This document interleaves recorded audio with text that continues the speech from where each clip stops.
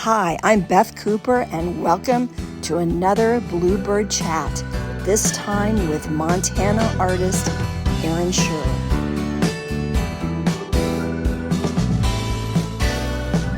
Hi, I'm Beth Cooper with Bluebird Studios in Santa Fe, New Mexico, and I'm here today with Aaron Schuerr.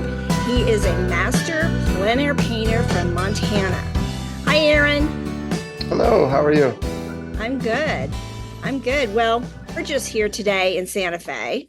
Gorgeous. I mean, you can see, my hollyhocks went crazy this year.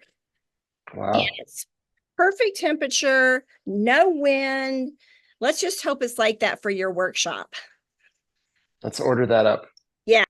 This guy, and he just decided to explore my palette. Oh, And yeah. he's got a little Yeah. bit of paint. So give me just a quick moment. Sorry. Oh, he got on your palette? Yeah, I got a little bit of That paint on paint? his paw, just Oh. on one of his paws or her paws. It's my son's cat. They went backpacking and all right.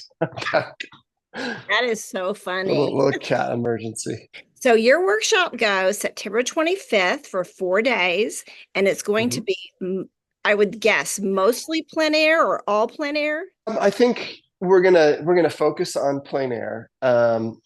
Oftentimes I'll bring people back in at some point just to talk about like, all right, we've got these studies now. Here's the next steps that I would take in my own practice towards making a studio painting. So we'll touch on that a little bit. That won't be the focus of the workshop. The focus is going to be on plein air painting and just getting out in beautiful Santa Fe area. Well, I've followed you for a long time and obviously loved your work. You paint in oil and pastel. But I think you really came on my radar when you did that backpack trip. Oh, I just did another one. Funny. I know, I saw Um, that. Just tell yeah. us briefly about that trip because I was just like, it takes so much effort for me to just go plein air, down the Mhm. street and stand by my car. And you went on a backpack trip and you painted the whole way. So tell us about Yeah. that. So The thing I want to know is, do you ever encounter grizzly bears up there in Montana? So I have encountered grizzly bears, not on the, fortunately not on the backpacking trips.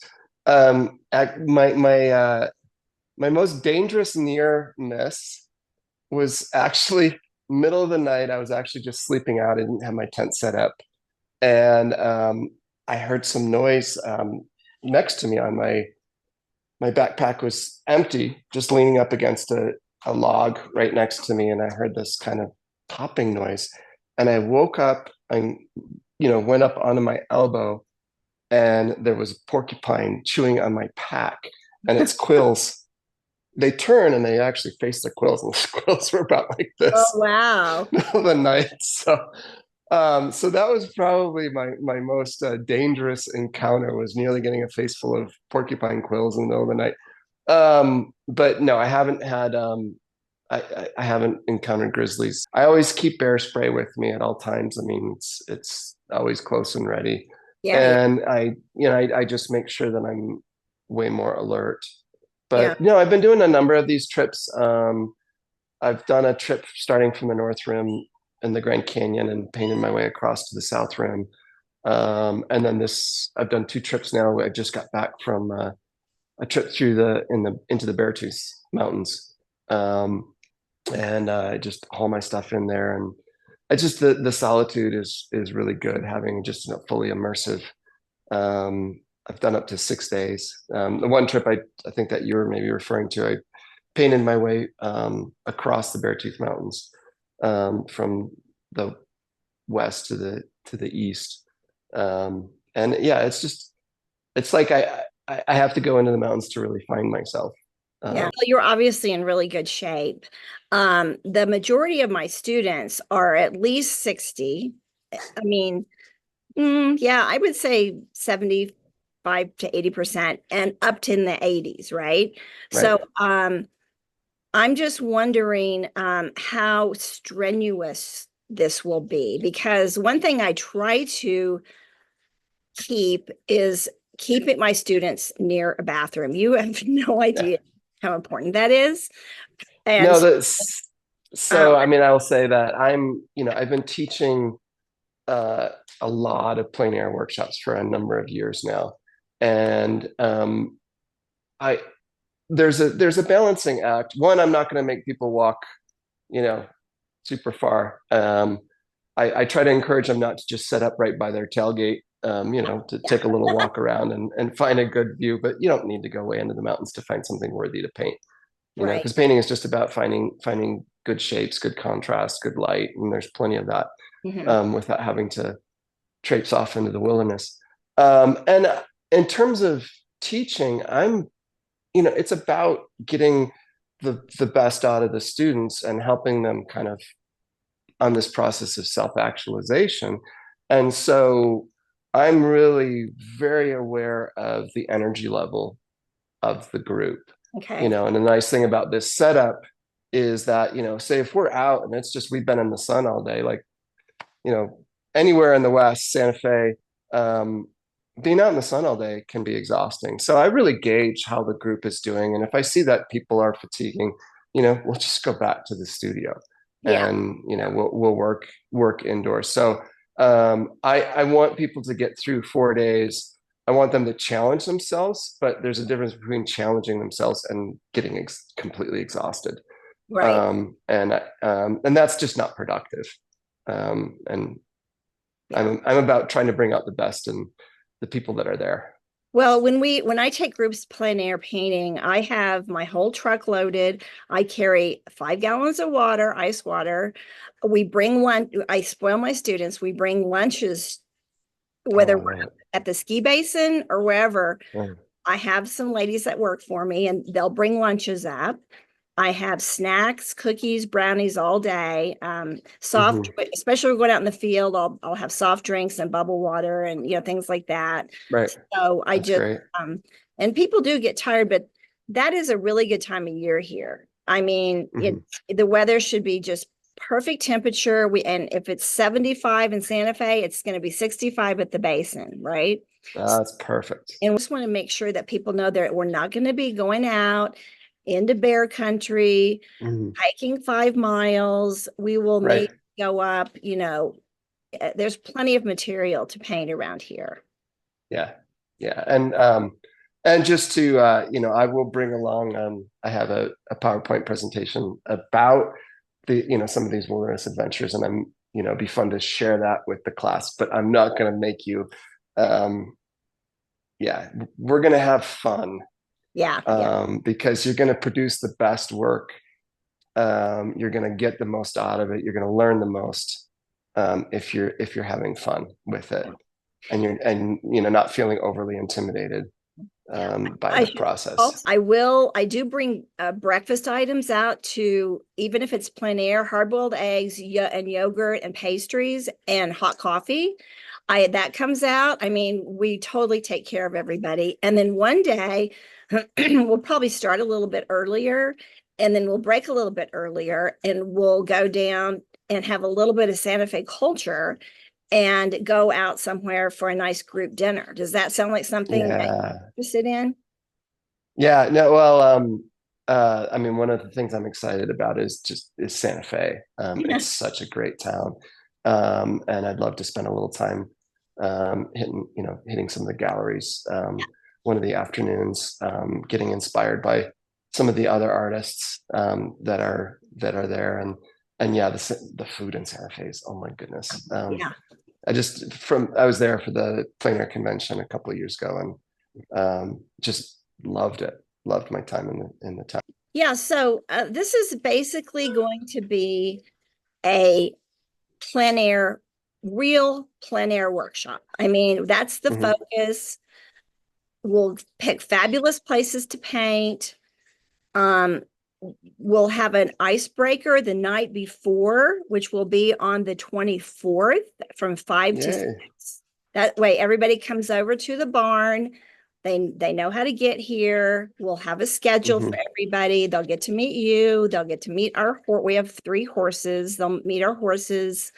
Um, and then that'll be home base for the week. Okay. We spent more time like getting together even outside of the workshop time, and I find that's really valuable for students to get to know each other, Yeah. and make those connections that way. So you just being cohesive as a group, just facilitating the kind of atmosphere that you're going to be excited to work and take risks. And Yeah. in terms of like my teaching style and expectations for students, it for me, a plein air workshop, it's not, I don't do so much the typical like long demo. Okay, now you all go out and paint. I will do some demos, but more of my focus is on like scaling back and getting to the building blocks of plein air painting, so that you can be more direct and efficient with the work. So we'll do some painting exercises, that I find that sometimes people are a little resistant at first, and then once they start doing them, they're like, oh, this is fun, and it's engaging, and it's exciting in terms of what I'm learning. Oh, that's, So I yeah, love so I like to try to find ways of it's really about trying to look at the complexity that's out there and finding ways to be more direct and simplify things in a way that takes away some of the overwhelming nature yeah. of painting on location. And that's really my focus, is to give people tools, so that they can really enjoy their time, Yeah. and be efficient with their time on location. And I saw you had a video of the other day about what to pack, of course, that was a backpacking trip, but just for Mhm. us day plein air painters, I'm sure you'll be able to give us some pointers because I'm an overpacker, so I don't bring 3 pairs of shoes to go plein air painting like I do if we're going away for the weekend, Right. but I still overpack when I plein air paint, and I just want to get that Mhm. that boiled down to just the essentials. So Right. it's Yeah, very, and there's different levels of essentials. If you know you're going to be within a couple hundred yards of your vehicle, you can yeah, kind of bring the kitchen sink. yeah. But sometimes, like, packing too much can just make it overwhelming. Mhm. So yeah, so all of that stuff um, will be part of what we learn together and share in the One thing, workshop. the last day, I'm kind of getting known for my frito chili pie, and I make it from organic turkey. I make homemade it, and I like to have everybody back, if possible, back at the studio. We can go out in the morning and paint, and then be back at the studio the last Perfect. afternoon, and then that's a complimentary lunch. That's free of charge for everybody. We will make sure there's good parking, not too far to walk, bathrooms accessible, and like I said, I'll have water and food and munchies all day. So, and yeah, I tell everybody, Um, double your water intake from what you yeah, usually do at yeah, home. for sure. Yeah. Well, this is great. I'm excited. I'm excited, number one, to go out with you because you are like I don't even know what the word is, the consummate plein air painter, the real deal. I mean, you don't just like paint from your windshield or the back of your trunk.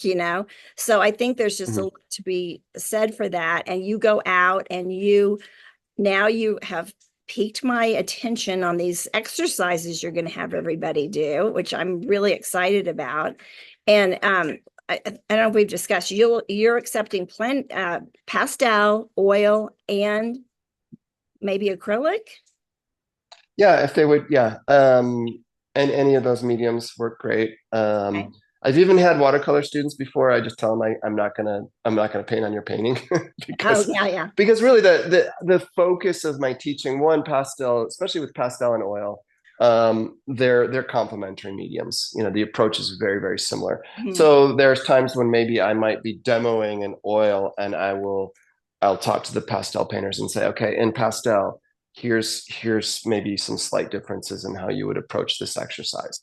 Or I might take, if there's a few pastelists, I might take them aside and do a demo just for them. So Mhm. I've been doing that in workshops for years, where I just juggle the two mediums, and my focus is so much on understanding, like, this is what we see. Here's how to simplify, look at atmospheric perspective, scale, so even things like the recession of color in sky and clouds, or things like that are universal, that they're applicable to any medium. Well, I think it sounds so don't feel like if you're an oil painter, I mean, or exclusively a pastelist, don't feel like hesitant to sign up because you think, oh, it's going to be doing both mediums. You'll learn just as much with both mediums presented. Forward to it. Like I said, I'm a big admirer of your work. I followed you for years. I saw you were on the Kelly Clarkson show. That was a funny thing, yeah. I know, that was so cool. And of course, who doesn't love Kelly Clarkson, So I'll tell you a little quick thing about that. That was funny. I got a call it was during the pandemic, so it was via Zoom that I was on the show. And I initially got a call from her rep, one of her reps that had come across my Instagram page and called me up to see if I would be interested in being on the show. And after he gave me the whole pitch, I said, I should probably know who Kelly Clarkson is, shouldn't I? He just started laughing and he says, American Idol? And I said, yeah, I've heard of it. That is so funny. So I had to look her up after. That's so funny. Well, I live under a rock, I guess. First American Idol. Well, Aaron, thanks so much. I'll just really look forward to seeing you in Santa Fe.